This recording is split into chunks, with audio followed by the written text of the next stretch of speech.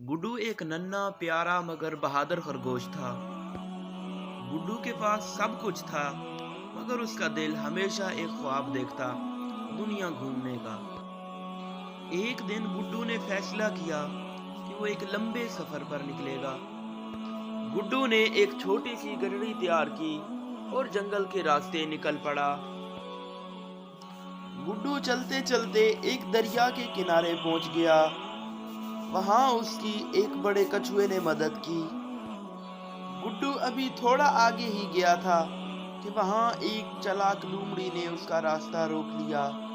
इतनी देर में एक बड़ा हाथी वहां आया, जिसे देखकर लोमड़ी वहां से भाग गई और गुड्डू चलते चलते एक ऊंचे पहाड़ पर पहुंचा, जहां उसकी एक बंदर ने मदद की। अब शाम हो चुकी थी, मगर गुड्डू बहुत खुश था कि उसने अपने जिंदगी का सबसे बड़ा सपना पूरा कर लिया और वो खुशी खुशी अपने घर को लौटने लगा।